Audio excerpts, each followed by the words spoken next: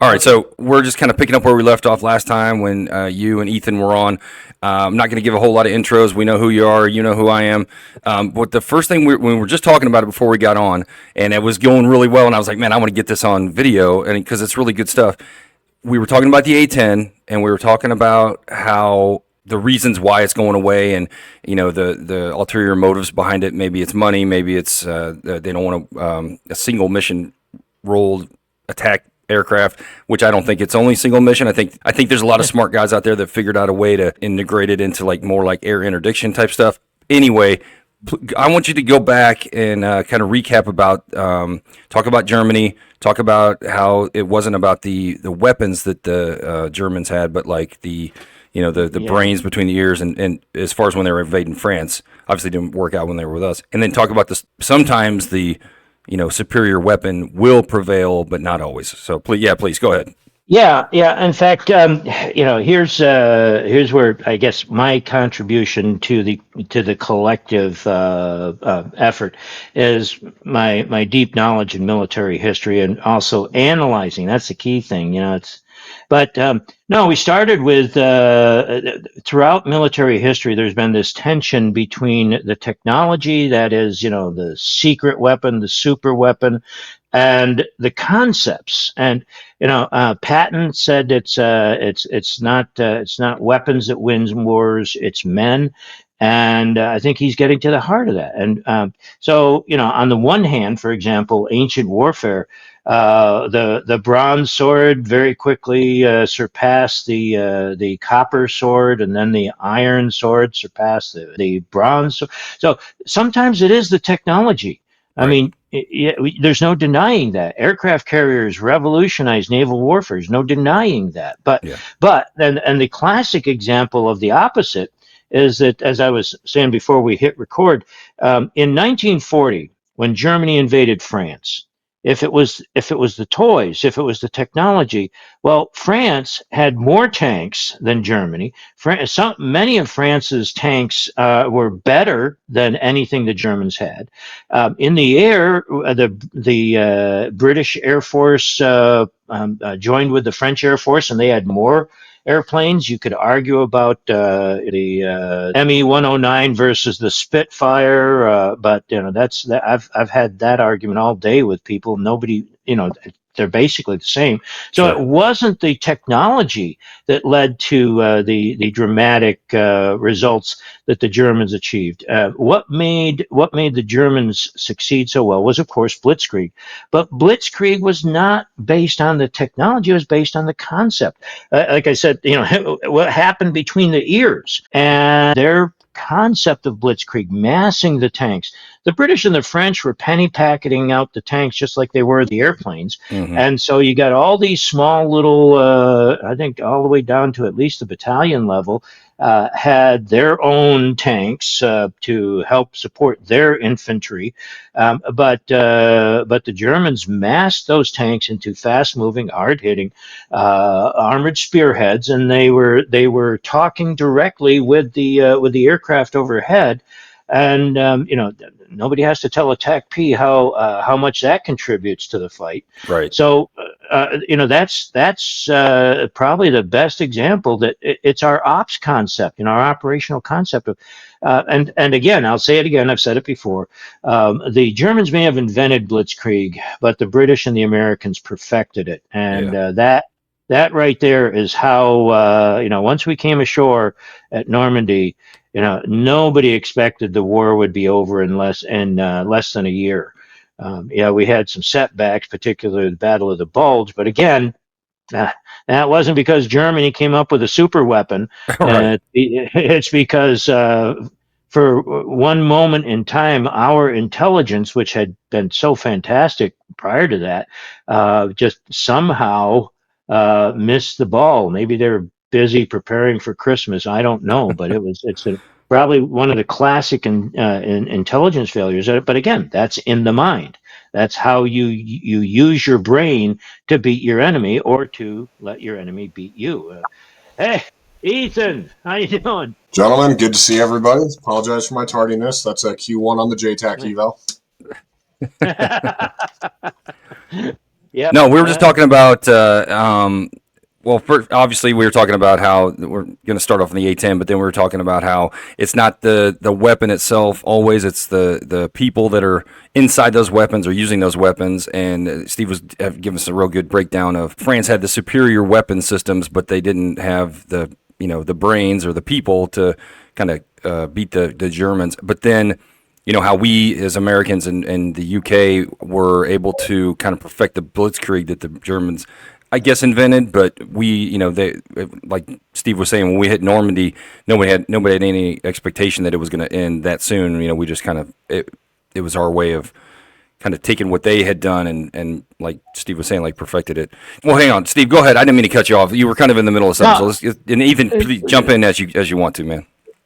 Well, that's the sort of thing that happens when somebody shows up late at the ball. Everybody stopped dancing to look at the bell of the ball. So, Yeah. but no, and the thing is that you apply this to the A10. That's where this started, Ethan. It was we got talking before the and JT says, "Oh, this is too good. We got to hit record." Yeah. But we started with, why are we getting rid of the A10? Is it just the money? Well, to me, I can't get away from the other factors, and here the biggest one is the attitude of those who run the Air Force. It's no Yeah. secret that they're fighter pilots. It's also no secret that fighter pilots just do not like the A10. We could get into nuts and bolts examples, but that's one of those where the more of these anecdotes we bring out, the more embarrassing it is for the folks in the Pentagon. So, but the point is that in fact, that was Nate. Nate brought out something that even before the A10 made it to actual active duty.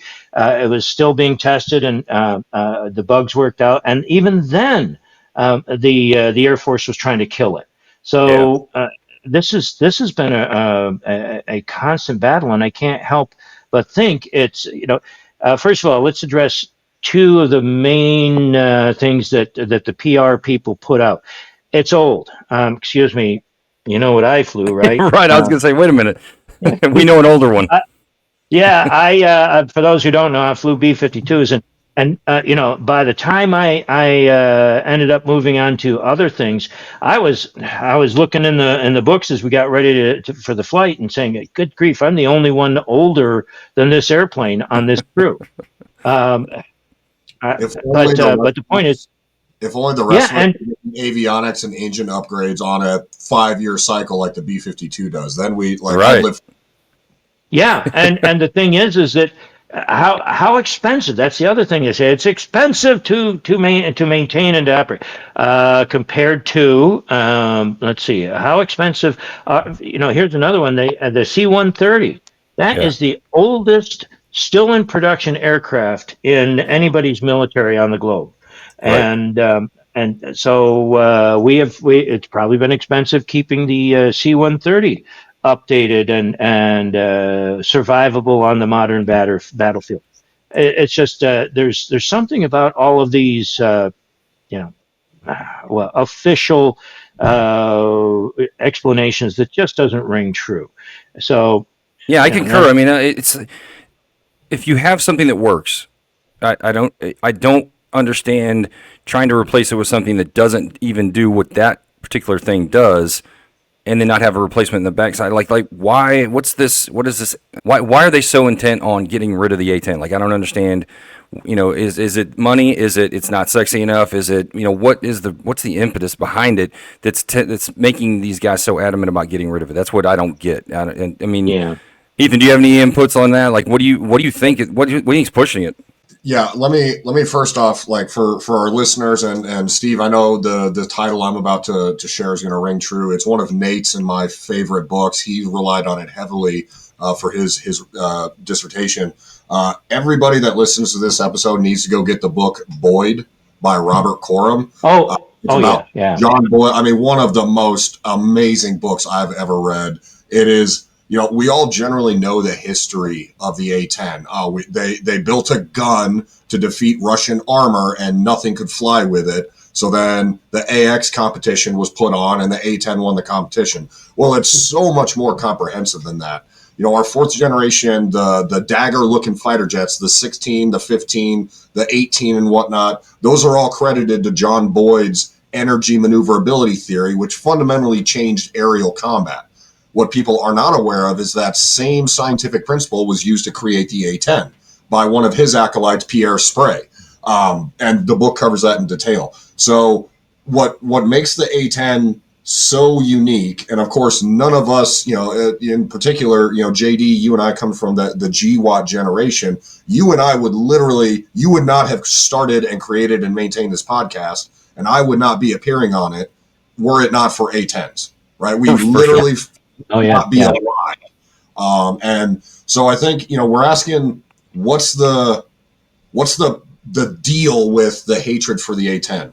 I'm in a bit of a minority within the community in that I sort of understand the tactical argument about the A-10 as a survivability, how it's going to survive in a very densely defended surface to air type denied environment. And I would argue that there's some emotionality within our generation and community that is attached to that airplane. And rightly so. Again, two of the three of us, and Steve, your background goes even so much further than ours, and your love for this is based on that rigorous academic argument too, right? So we're seeing this from multiple angles, but I can understand the love for the A-10 because so many of us are only alive because of it.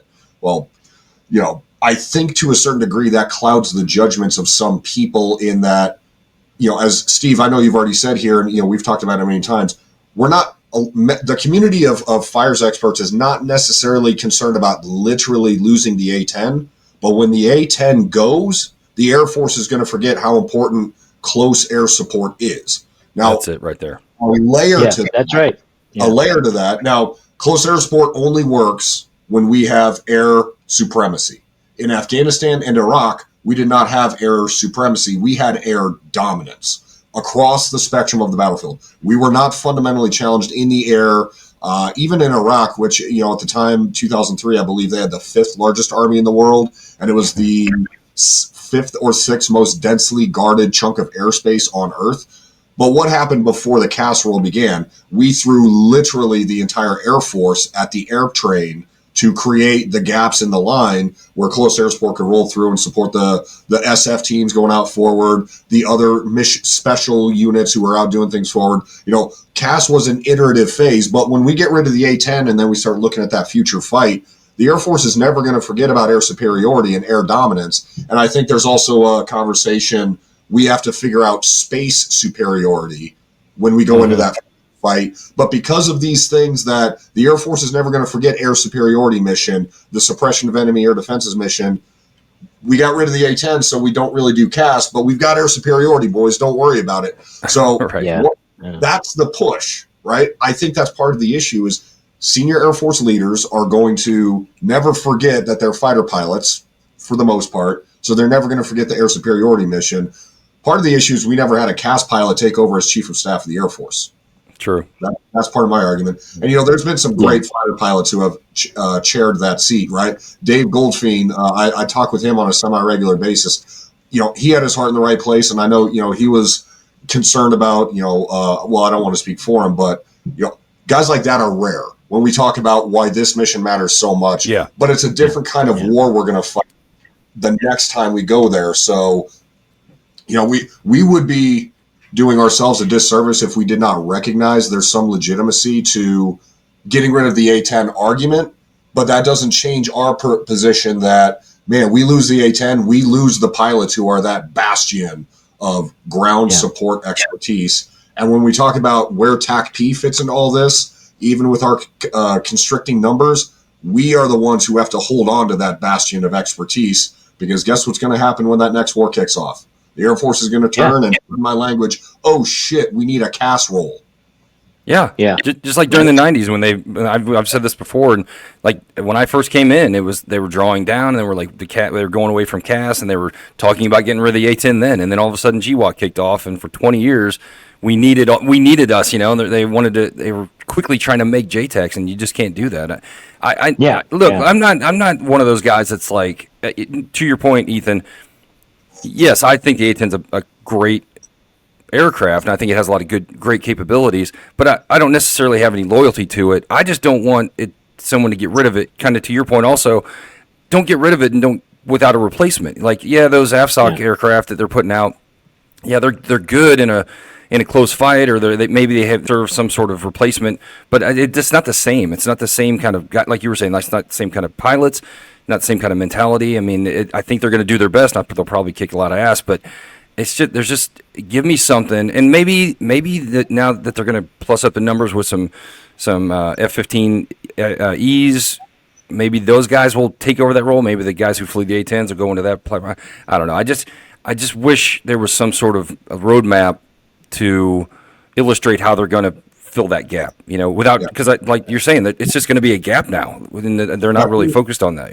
I just wanted to throw in there. See, I think one of the things we need to we're going to need to talk about at some point is, as we were reminded last month with the adventures over Iran. I mean, I was holding my breath, waiting to see, and what still could be the aftermath of that. We may not be done with the GWAT just yet, or Right. we may not. Yeah, but the other thing we need to talk about at some point is there's especially with I'll say it, a very irrational leader on one throne and a big question mark on the other throne. We could find ourselves in a peer major war environment, and that I know that sort of densely populated air defense system is going to be tough, but that's what they faced in North Africa and Sicily and Italy, and when we can open up a window for us to get in there and provide some close air support that's going to help the troops get forward. We need to be able to take maximum advantage of it. I honestly believe that if we cannot establish some sort of there are times, I think I might have mentioned this last time, the key battle that made Yorktown a victory for us was the naval battle that took place off the Chesapeake Bay entrance, and the French just managed to seize a few days, a few weeks worth of naval superiority, command of the sea in that one little spot for that one little period of time. And that's when it counted, So I think there's even an argument for something like it doesn't have to be the A-10, but it has to be something that is going to be able to do CAS like the A-10 does, and that doesn't mean just bring in a whole boatload of PGMs that will just ping, ping, ping, ping, ping, ping, ping. Needs to be able to go slow, go low, get down in there where the grunts are, and see what they're seeing and see what they're facing. I love that you brought that up, right? And I covered this during a historical methods course I was taking at Johns Hopkins for my master's degree, and the course materials and the professor, they made this argument that people over rely on historical analogies, right? But I love it when you throw analogies in, because you are the exact opposite of that, Steve. So it's why every time we talk, it's just, Thank you. I'm a little less dumb just by listening to you. So as soon as we dial off, I go back, the threshold goes back down. But no, we think in terms of battlefield weapons as it is. You go from the even fight to the absolute, now we win, right? We got the advantage. We have the overmatch. Overmatch has been the U.S. military's greatest detrimental concept in its warfighting history. But there was a point you made where, as you said, that maritime advantage was achieved in a very narrow window of time, and that was the decisive factor in that battle, which was obviously a pivotal battle in the Greater War. So we think of in the GWAT era, CAS was overmatched in every single battle because we had total domain dominance. When we're looking at the future fight, and I love, like a JD, I love that you've pulled this crew together because Steve brings so much history and he keeps going back further and further and bringing all these great analogies in. And then here I am with my tinfoil hat looking at the future fight. So between the two of us, I think we move on to world hunger as our next problem to solve. But, Piece of cake. Yeah, it's easy, right? Yeah. So in GWAT, we always had the decisive. There was never a decisive moment because it was always readily available. Again, because we always had hundreds of tons of steel and fire over our heads at any given moment. But when we look at that future fight, exactly as you just gave us the analogy, Steve, CAS is going to be a decisive lever, right? It won't be this pervasive thing. If we look at the Indo-Pacific theater, if that's the next site of conflict, you cannot do what we think of contemporarily as close air support. So close air support as a mission itself also needs to change and evolve because we still think in GWAT terms, right? And again, there's a lot of spillover and like these threads in this tapestry of don't get rid of the A-10. Well, we think of the A-10 in that GWAT role because it was so overwhelmingly good at it. But in that future fight, close air support will be that decisive lever at some point. And because we have gotten rid of the platform that specializes in it, and as you said, JD, we don't have that replacement either in the works or available, man, when that decisive moment happens in that next conflict and we don't have that lever. Imagine opening up a narrow window in a peer fight, and then it's like, oh, what? I mean, World War One analogy. The first use of tanks, the Battle of Cambrai. Yeah. It just tore open a hole in the German line, several miles wide, and then it was like, what do we do now? This was what they dreamed of from the moment the war bogged down. If we could just tear open a hole in the line. But don't you think at some point in that peer fight, there's going to be a time when we've depleted all of our missiles and depleted all of our fifth-gen aircraft and depleted everything that's new and sexy, and then eventually it's going to be grunt on grunt kind of fighting, don't you think? I mean, eventually it'll be that way.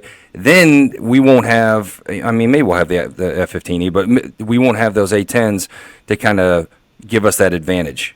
Or an A-10 again. I'm trying to be loyal. An A-10 like asset that can help us in those. Artillery.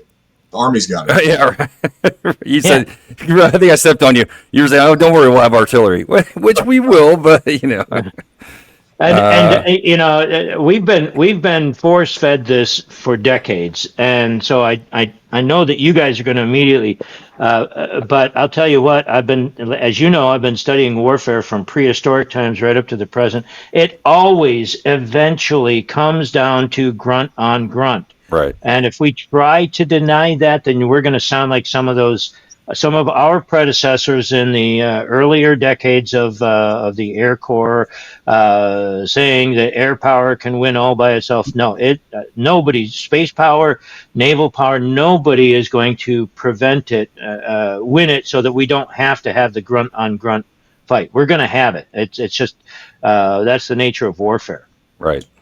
Shout out to the Marines because they always do more with less, and they have this doctrine figured out. I mean, they've created their, it goes by different names. I will always think of it as the MAGTF, right? The Marine Air to Ground Task Force.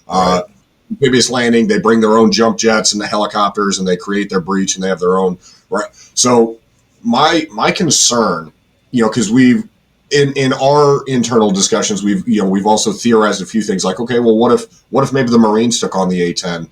One of my concerns with that is, again, the Air Force deprioritizing a mission and, vis-a-vis a specific platform, but then the components of the subcomponents are, we give up on the mission, we hand that off to the Marines, who, again, do doctrine, I think, better than anybody, and I have nothing but love for my Marine brothers and sisters. But then when we talk about not having a replacement platform, when we talk about giving the mission to another force, my concern is the long-term impacts to the community, TACP specifically. AFSPEC war will always have a role within the Air Force, albeit it does not get the recognition and love that the Air Force and the public should grant it, which is why Steve and I have dedicated our lives to writing down history and talking about this community. But man, my biggest concern with all this, as we talk about, there's always going to be a role for CAS at some point in combat. Yes, absolutely. And because the Air Force has deprioritized this doctrinal mission, the one community that specializes in it will fall by the wayside as well. That remains that's my worst case outcome, is that TACPs fade into history. That's a good point. And I would say too that you're absolutely right. Nobody does it better than the Marines, and the Marines bring the whole package. But the Marines aren't going to be able to handle especially if we're talking about a peer war.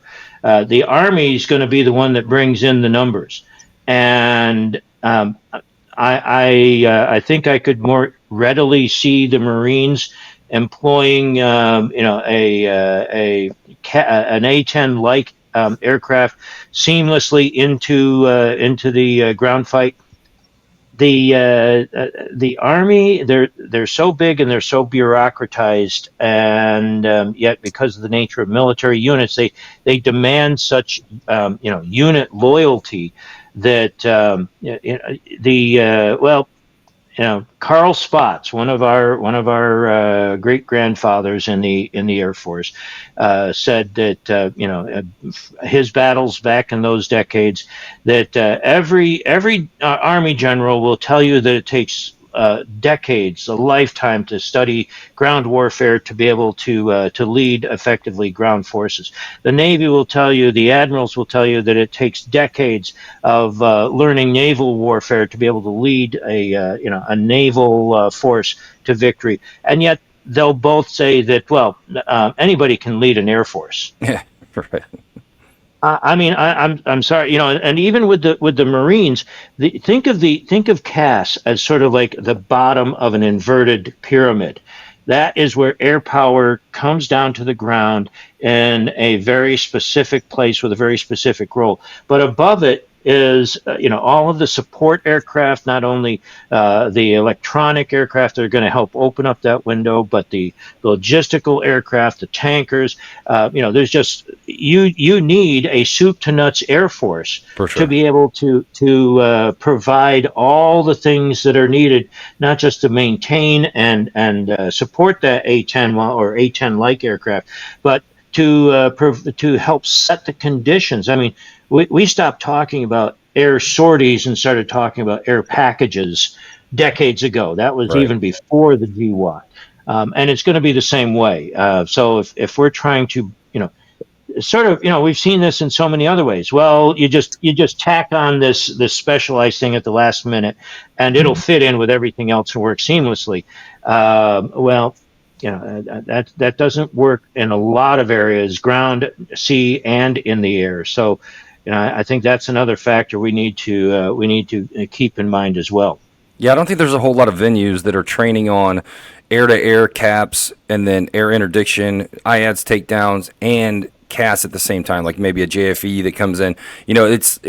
That all, like to your point, Steve, all that stuff needs to be practiced at once. You can't practice in vacuums and then try to put it all together at the last minute. Like, you have to do it in a way that people understand. Like, they can't do anything until this particular thing happens. Like, all right, we got some IADs on this part of the airfield, we got to take them down first, and this can. So I mean, I think that people kind of forget that sometimes. But there is that CAS piece at the end of it, because there's guys that are going to be on the ground. Maybe, and like you guys are saying, that little decisive point. Maybe it's not for the whole fight. Maybe it's just for that one decisive point. You take these IADs down. You take out the enemy fighter aircraft.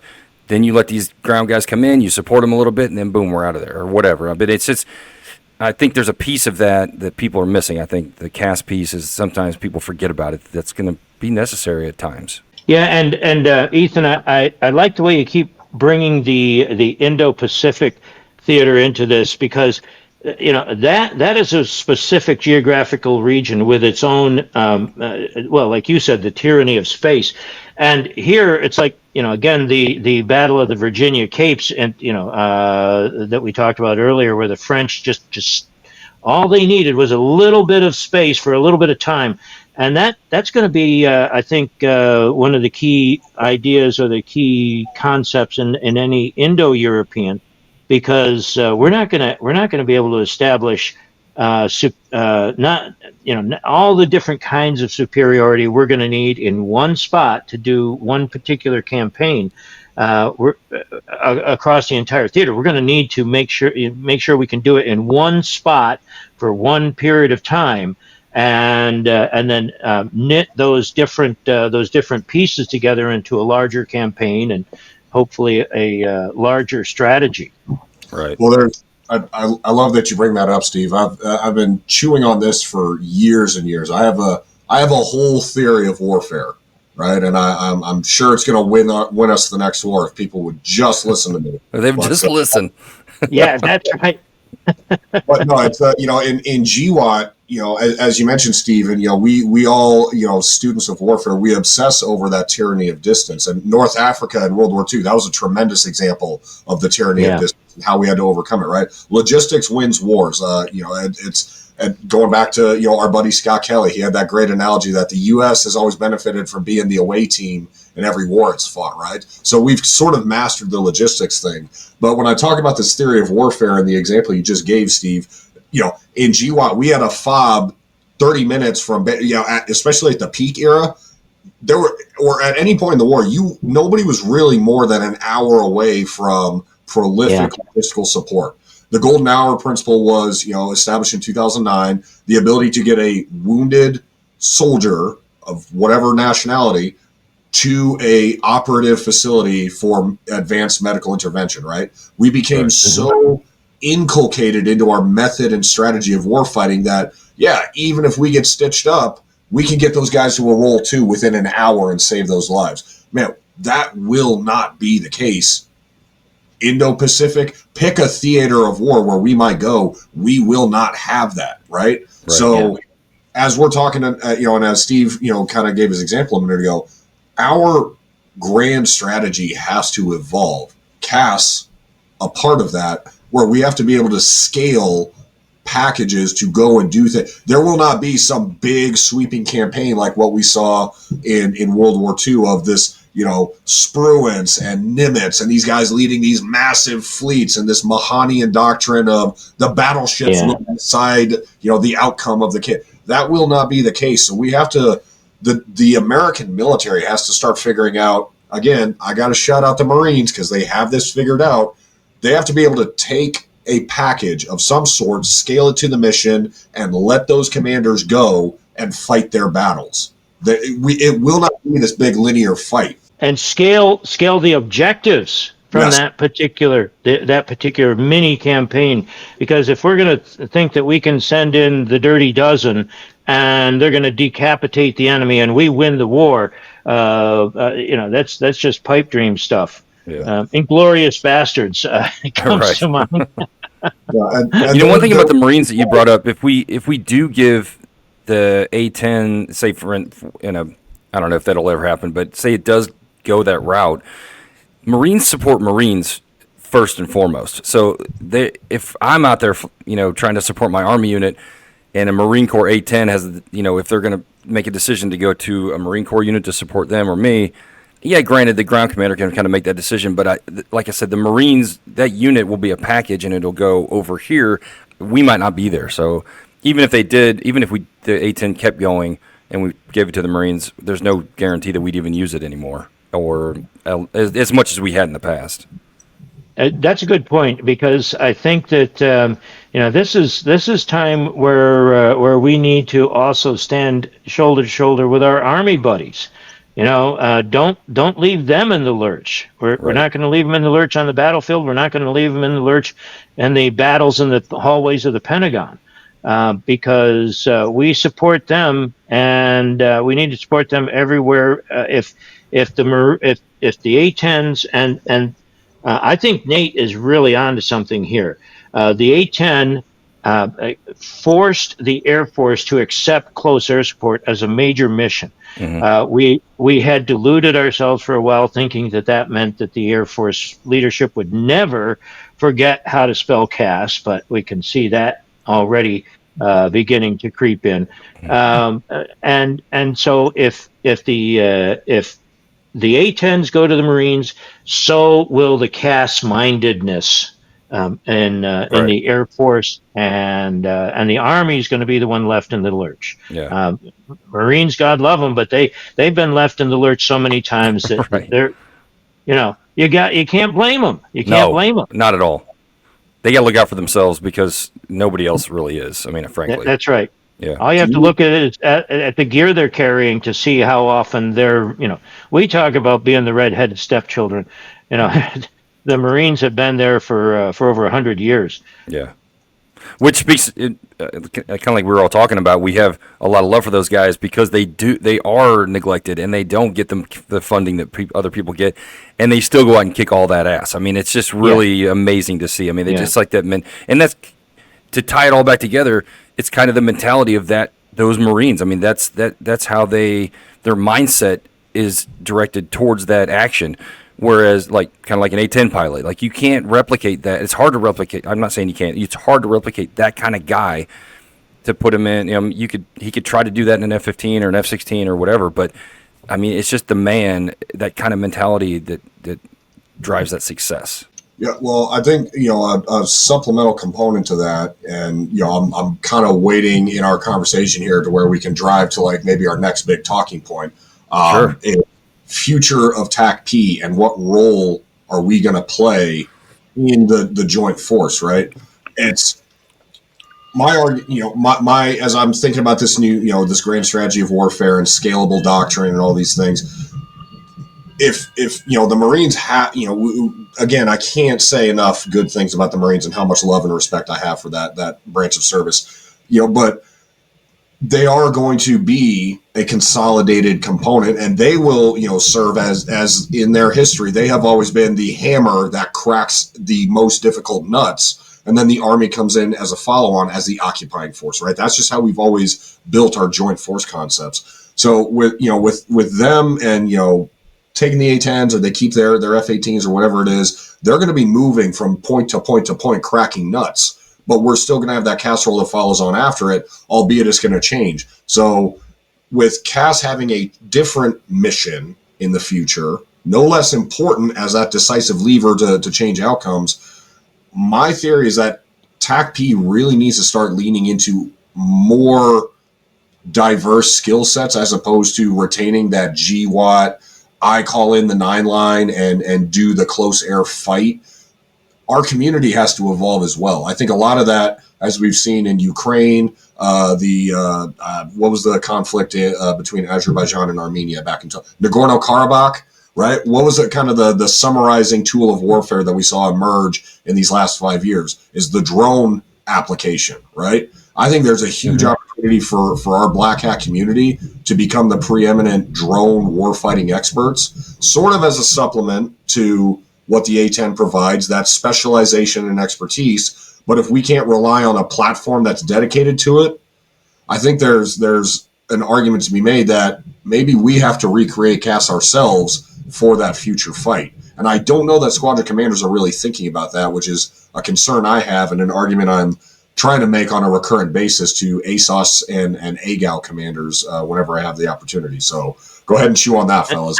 I think it's a great that's a great point. And the one thing I would add to it is, I agree. I mean, sorry guys out there in the field, we're putting more on your back, but hey, we've been doing that for decades. So anyway, but the point is that you're exactly right.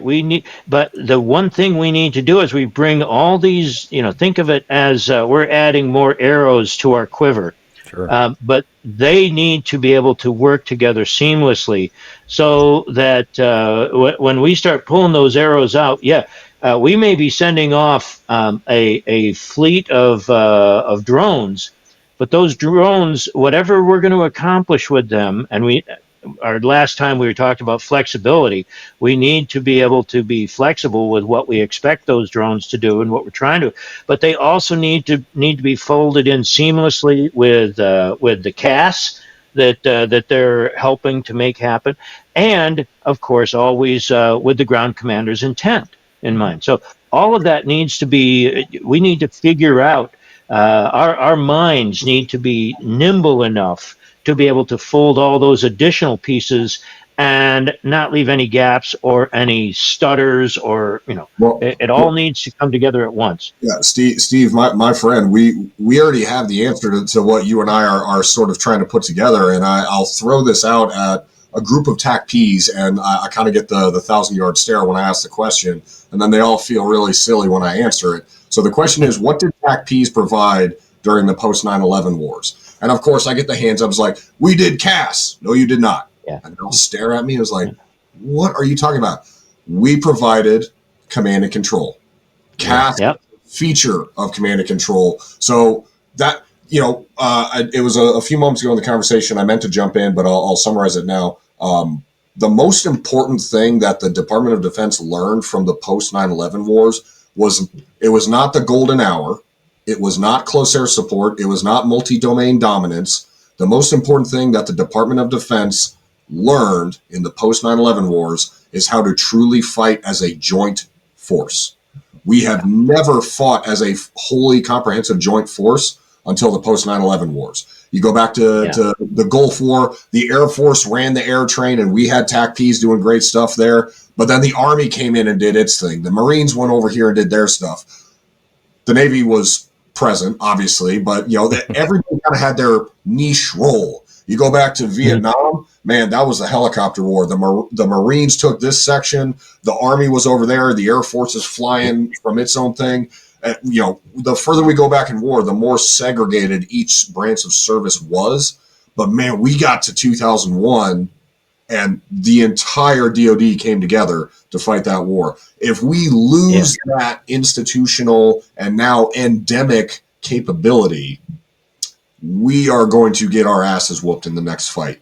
And I fear we are losing that joint-mindedness. So again, what did TACPs provide in the post 9/11 wars? They provided command and control, and they put the joint, JTAC, Joint Terminal Attack Controller, they put the joint into everything. So we talk about the future of TACP. Man, we represent the Army to the Air Force and vice versa. We represent the Air Force to the Army. So that's our role is continuing to be networking, command and control experts for the joint force. And that's an excellent point. And we need to hammer on that one some more, because what we were talking about earlier, if we give the A-10s or the A-10 follow-on, we're basically giving the CAS mission to the Marines. Well, the one thing about CAS being under the Air Force umbrella is that the Air Force supports everybody.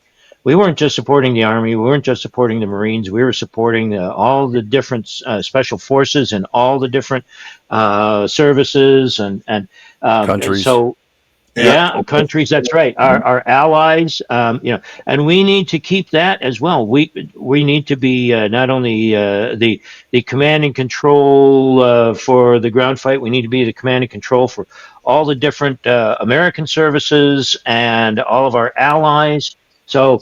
There's an awful lot that is going to be passing through the brain of the TACP, and he's got to be able to support every one of those, no matter who's on the other end of the radio calling and saying we need help and we need it now.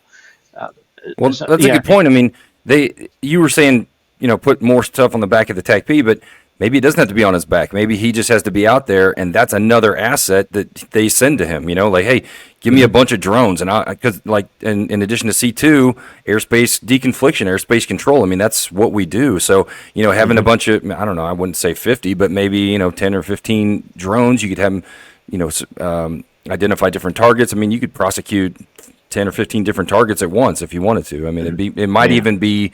I'm not saying you're going to have the firepower that you would with an A-10, but you might be able to do just as much damage with a lot more assets, I guess, is what I kind of want to get at. But the bottom line is, whatever you have, whatever the Army decides to go to replace the A-10, because they're going to have to find something to support their troops on the ground, whether it be more helicopters or whatever. That could be the asset that they send out to that's what we'll use when we're on the ground. I say we. I'm not going anywhere. I'm not ignoring you, JD. You guys can see I'm flipping through what appears to be. Oh, I thought you just got bored and you're just like, I got to read this book right now. It might be seem to be a relic of Oh old my time. God, look at that. It's a relic, man. For CDC, and wouldn't you know it, I'm flipping through, what is this, volume 2, Electronic Countermeasures. I'll bet if I went to an ASOS right now, and I'm not shitting on the community, right? We're in a very tough time in our history, certainly. Sure. But, I think back to a lot of the basic skills that when I went through the schoolhouse, when you guys went through training, like we focused on means of overcoming a near peer threat, and the electronic countermeasures, right? Frequency hopping, how to use cryptological key fills correctly. Yeah, we did it in Afghanistan and Iraq and elsewhere, but again, we were not fundamentally challenged by an enemy capable of spoofing, jamming. Those are things that a whole generation just kind of, the commo guy put crypto on my radio, and worst come to worst, I'll just get on guard and get a hold of an aircraft, right? That literally did happen, right? I talk, it happened for TACPs. They couldn't get up on comms, so they hopped up on guard, and lo and behold, there's an aircraft that was listening, right? Yeah. Single channel plain text was not a threat at that point, for sure. It was not, but obviously this is a critical skill that is going to matter when we go into that peer fight, because we will be facing adversaries that can jam and spoof and disrupt our communication. Man, that's what TACPs do. We are command and control experts. We are communications experts. The value of a TACP that can get up on comms. I mean, how many times in our careers, JD, were we the only guys that could talk to anybody in the middle of a gunfight?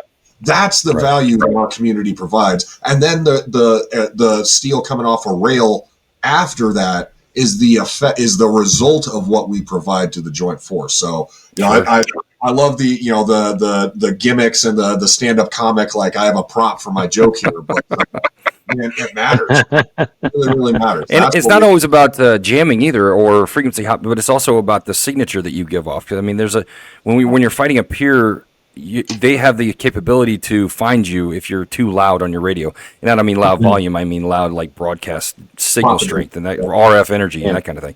So yeah, that's another issue that they're trying to get after. But and we can't emphasize the intellectual nimbleness enough. For sure. There are so many things that TACP has to hold in his head and be able to just call on what is needed at this particular. Like, for example, do I need to have that broadcast going out any farther than 5 mile radius? Can we modify the amplitude so that it's not putting out as much of a signature, just enough so that we can reach who we want to reach and make it harder for them to home in on our communications. Or get in the terrain, like get behind something, so you're not, so you're kind of masking that signal, or yeah. And that's not new. I mean, that's old. That everybody's been kind of doing that. Just gonna say. Go ahead. Yeah, I didn't mean to step on you. I was going to say that. Yeah, I mean, when they taught the HF propagation and HF antennas and those kind of things that were directional, we only want to broadcast this way and it's going to be loud, but we're not going back, So to your guys' point, I mean, that skill set, that CDC that you just held up, there's a lot of good nuggets in there that kind of skin the cat later on. Hopefully, we're not going away from that. Yeah. So I mean, that's the thing, is we need to make sure we don't. Right. It's just a point of emphasis that I'm trying to push across the community. Is like we're all of us can bench press 300 pounds and make the 12 mile 55 pound ruck in 3 hours. We've always had this joke. There's strong TACPs and there's smart TACPs. Well, cool. When it was Romads lugging the JTAC's equipment, you could be a strong TACP and then eventually become a smart TACP. We don't have that option. We should not be thinking as a community, oh, I need to be ready for tomorrow. Well, the call might happen tonight. Are you prepared to do electronic warfare? Are you prepared to focus on how you propagate your radio signals? Right. I don't think we are, right? Because it's the ghost of GWAT that continues to haunt our strategic thinking, right? squadron commanders, they're fighting contracting budgets and deprioritization, right? If we put summative bullet points on the conversation we're having today, it's the deprioritization of the ground support role and mindset, and it's epitomized by one platform. And we've talked about how some of our community emotionality is errantly fixed to a platform, but our deepest concern is that we're losing the Air Force supporting this very critical mission. And I challenge the community to be ready, even though the A-10's going, because we're going to be the only bastion of ground support mindedness when that A-10 is gone, until eventually we replace it with something. But Right. That's kind of my call to action for the TACP community as a result. And in their defense, though, they're looking for survivability. I mean, not just on the battlefield, but as a, like, kind of to your point you were saying earlier, as a career field. Like, okay, we're getting rid of the A-10, we're concentrating on the peer fight, we're getting away from CAS. What do we need these TACP guys? I mean, CCT, they do all kinds of different things. PJs are their own thing. They got SR. TACPs, I mean, they don't want to be that one-trick pony where they're just like the fire support guy. And to your what we've been talking about, we're not. That's not what we do. I think they're starting to focus more on that C2, the airspace deconfliction piece, that kind of the combo piece to kind of dumb it down. But I don't think they need to forget about the CAS piece either. I mean, I think that needs to be. It's difficult. I know it's challenging. Kind of back in the day, it was like you didn't shoot a whole lot, and you didn't, you weren't as great a shape as these guys are now. But you were like almost an expert on the CAS control and the radios. And now the pendulum may have swung a little bit, where now these guys are all expert marksmen and they're in great shape, but they kind of only know maybe one or two pieces about the combo piece. And I maybe I'm wrong. I'm just speculating now. I'm not trying to throw any shade at all. But it kind of goes that way because there's so much stuff that you have to learn. You have to prioritize what you're going to learn. And then the GWAT, you need to be strong. You need to be able to shoot because chances are you're going to use your primary weapon. And you can kind of get away with, not knowing as much about the combo piece because you're, like I said, like we were saying before, you get on single channel plain text and talk to a couple A-10s and just fix the problem right there. Nobody's going to challenge you on that. So the environment's changing and we have to change with it. It's that Sure. simple. But holding on to who we are, right? That ground mindedness is who we are.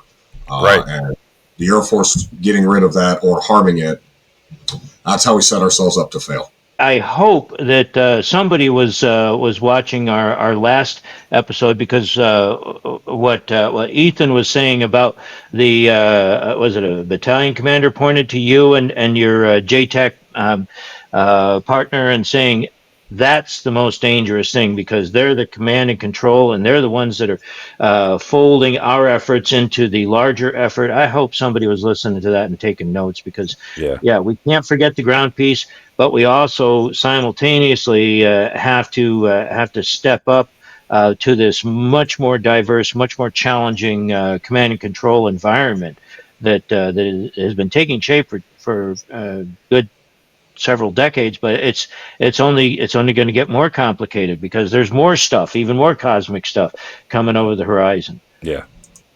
And I have heard that there's an effort to support Marines more as opposed to the Army. Not saying that we should get away from that Army mission, but kind of like we were talking about, the Marines they're going to be a driving force in the Indo-PACOM theater, I believe. So maybe aligning ourselves with them a little bit more would, help us get back in the fight. I don't know. What do you guys think about that? As far not leaving the Army behind, but maybe helping the Marines as well. Oh, I have thoughts on this, my friends. Let's hear it. If the listeners will recall from earlier in this episode, I dropped a book recommendation. Title is Boyd by Robert Coram. I think every TACP needs to read that book, and here's why. Mm-hmm. John Boyd, as we all know, being military history, aficionados and adherents, John Boyd was not a popular man. His acolytes were very unpopular men because they challenged the status quo. They directly challenged the bureaucracy of the Pentagon that Steve loves to keep bringing up, and we have to keep bringing it up because the issue is not the guys on the ground. They receive their guidance, they receive what little money they get, and they march off to war as ready as they can make themselves. The problem exists in the bureaucracy of the greater DoD. And the Pentagon, Steve can attest to this better than anybody, the Pentagon is not part of the DoD. It is its own cancerous, lecherous ecosystem that serves to only undermine the warfighters. Yeah. I would encourage everyone in our community, any community, but JD, you talk about, hey, do we need to go like spend more time hanging out with our Marine brothers and sisters? Yes, absolutely. Yeah. There is a historical precedent for this, and it goes back to John Boyd, the ghetto colonel. That guy did not care what uniform you wore. All he cared about was making sure that you knew when you were wrong, because he had thought about this problem from every angle and had accounted for every variable. It reflects an obsession that I fear we don't have in our community that we need to find, right? It is a magnificent obsession that if we don't wave our own banner and say, this is why we matter, and we can't point back to, we cannot rest on the laurels of GWAT, right? GWAT was the Cass War. I said this in my book. Steve has made this argument many, many times. GWAT was our war, hands down, and our legacy will be cemented there. Great. GWAT's over. Yeah. We have to not ignore as in like not follow direct orders, but no one's going to be like, yeah, it's great we'll support you guys going and spending more time with the Marine Corps. No wing commander is going to like willingly fund that. Yeah. It's not in the policy letter. We have to find opportunities to make ourselves indispensable, whether or not we have direct authorization to do so, if that makes sense. Go read the book. And to piggyback off that, I think you're absolutely right. And one of the things that it reminds me of is that part and parcel of what we do is the end result of so many revolutionaries. Quesada was a revolutionary. Boyd was a revolutionary. We more than anybody else, the TACP community needs to be reading these revolutionaries, what they did, how they did it. They had to elbow their ideas into the discussion, and I mean, look how they ended up. Quesada was essentially shown to the door once the war was over, and Boyd, as you said, he was not the belle of the ball in his day, but now everybody recognizes the significance of what they did. So whatever revolution, or I should put an S on that, whatever revolutions are going to be taking shape in the next decade, the TACP needs to be all over it. In fact, maybe even leading the revolutions. Well, it's about branding and representation, and the fact that we are not well represented. Somebody should write a book about TACPs. Well, I mean, there's a documentary coming out. I mean, those guys are putting one together. Jimbo from the CFM, the current CFM. He got some funding from the DOD, and he's going to put together a good. I think it's going to be good. There's a lot of heavy hitters in there, so everybody should stay tuned for that. That should be. I don't know when. I think you said it was going to be out in September or something, but that's the effort now. They're really he identifies that's a need, and I think we're trying. And I'm doing this. You guys do what you do. I think people are starting to try to get the word out, and I think it's long overdue. I mean, obviously I'm preaching to the choir here, but but like I said before, I think I said it in the last episode. We're just quiet professionals, and we just do what we do. It's so hard to get a guy to tell me everything they did. They're like, yeah, you deployed a couple of times and did some stuff. I'm like, yeah, what was that stuff? Tell me the stuff you did. I want to know everything about it. But they're just so humble, and it's like once you do, I kind of felt the same way. You do something, you come back from a deployment, you're like, all right, what's next? When's the next deployment? When's the next training event? You kind of put it in the back of your mind. You keep the nuggets of information that you learned, and then you just keep moving forward. You don't dwell on how good you did, or something. Let me say this, JD, and my loyalty goes to the Black Hats, and then Half Spec War comes after that. But before all of that, I was a 17th guy, and that was the pinnacle of my career. And I'll forever kind of have that Ranger sort of mindset too. It's a matter of what we do as TACPs, and then again, I'm a little bit selfish thinking at that even higher level as a former 17th guy. What we do as a community is so extraordinary if anybody from across the Air Force, just for one brief episode of their life, was exposed to the things we do as a community, that's Bronze Star with Valor, Airman's Medal, all over it. And that kid's career is made, right? They'll go back to whatever career field they might have come out of, having done that one TACP-like thing, and they will forever be a legacy of, fuels, munitions, whatever. For us, our threshold is so insanely high that it becomes our norm. So yeah, JD, you can't get guys to tell their stories. This is like, I Winchestered a couple AC-130s and turned the tide of a battle. It was a Tuesday, man. I mean, what can you do? That's sort of this weird problem that's unique. Controllers are very similar to that. What we do within aft spec war, and I focus on TACPs here, is so extraordinary. Yeah.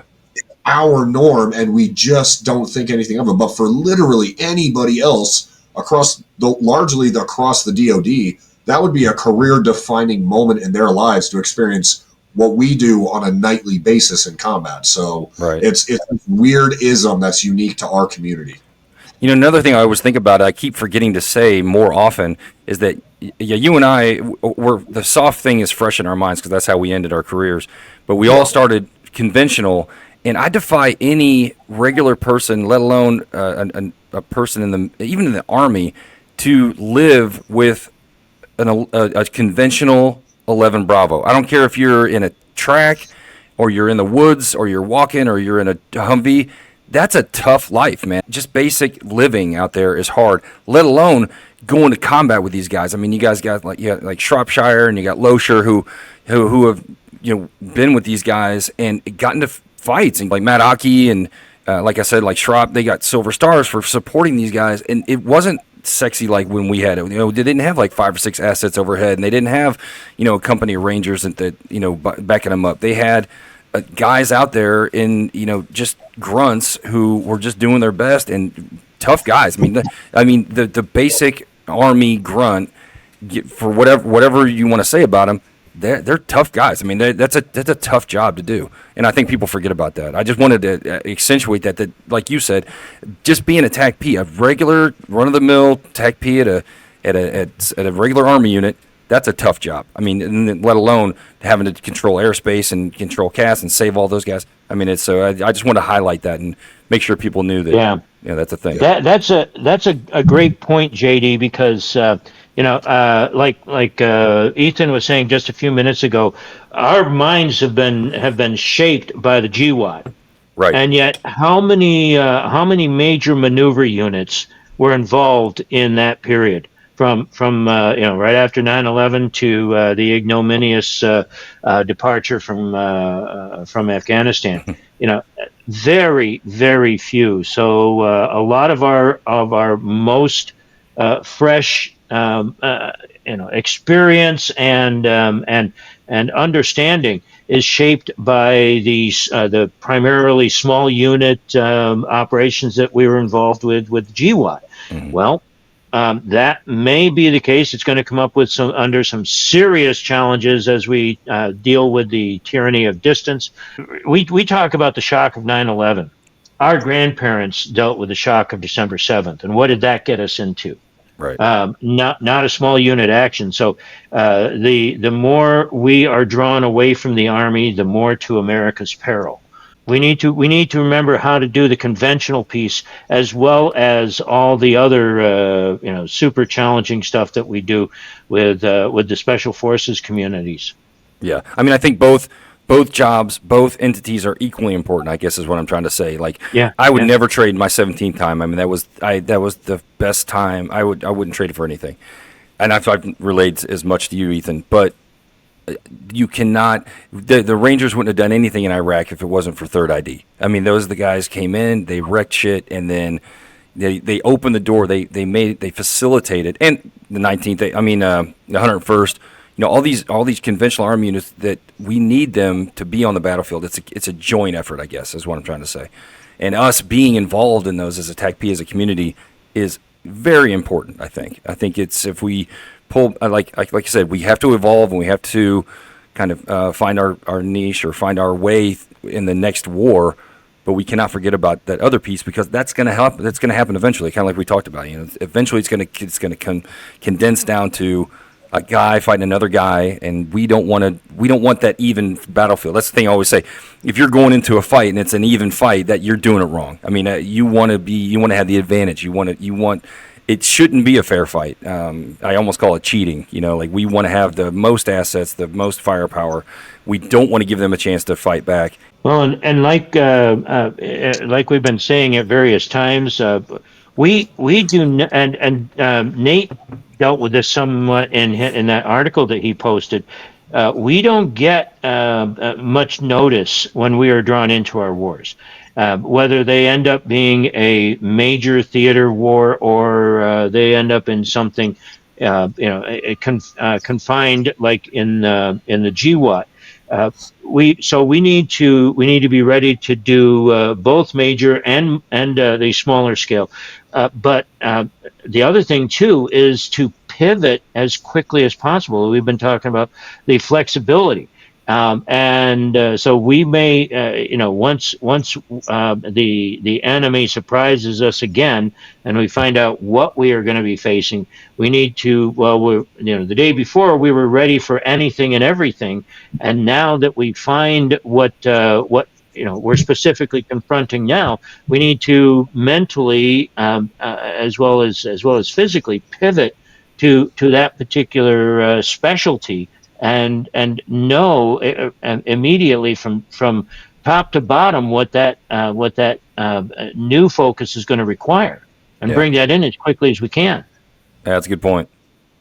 I mean, I think that's the value of kind of like, to Ethan's point, that's the value of keeping fresh on everything. You can't focus on one particular aspect. I mean, you got to know it all. And I'm not saying it's easy. I mean, it was very hard. I mean, you pulled up that CDC, and I was having PTSD effects. I'm like, oh my God, I got to know about all this crap, like whatever. I can't even think of some obscure crap that was in there. But, next thing you know, you're getting an eval, and your evaluator is like, all right, do this task, whatever it is. I mean, so it's important to at least stay fresh on it. I mean, you guys probably had the same thing. I mean, when I was an airman, Keith Ingram was like, all right, read your CDCs, let's go. It's time. We were either trained, we were either doing PT, or we were out in the field, or we were reading something. It was like we weren't jacking around in the shop. He wouldn't stand for it. Well, we're sitting at about an hour right now, so I obviously I could talk to you guys all day, but we'll do this again. Hopefully we can rope Nate and Joel into it. Nate seemed interested. I haven't talked to Joel about it, but and V Speed was interested. I think he had to bail out at the last minute. No worries. But kind of like Steve was talking about, we want to highlight the TACP Foundation and what they're doing as well. They're morphing into something that is extremely important, extremely beneficial to the career for sure. But I think just in general, I mean, they're doing good stuff. So hopefully we get him on here next time. We'll and let him kind of tell us a little more about that. Ethan, do you have anything? How's the new book coming? You were charged by AFSOC to write that book. How's that going along? It's coming along, man. Like I'm excited for it. It is a labor of love. If this wasn't something we loved, I don't think any reasonable human being could do it. So a lot of lost hours of sleep, but I'm excited to see it come to fruition, man. I'll keep the juicy stuff for when the deets drop and it gets published next summer. But TACPs are getting their shout outs in there along with everybody else. So big things, man. But I'm a little tired because, like I said, I believe it. It's got to be rough. Yeah.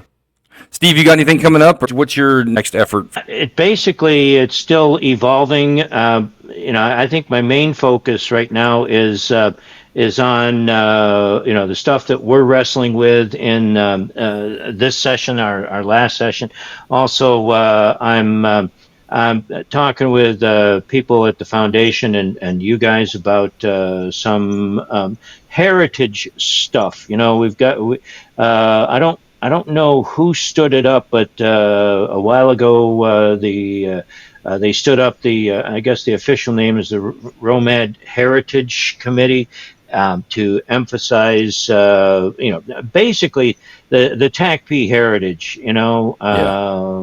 and so I've been sort of helping that, but also I came up with this idea of maybe some vignettes that I could put together about how the TACPs are just the latest iteration in a long history of what I call the heritage of the American fighting man.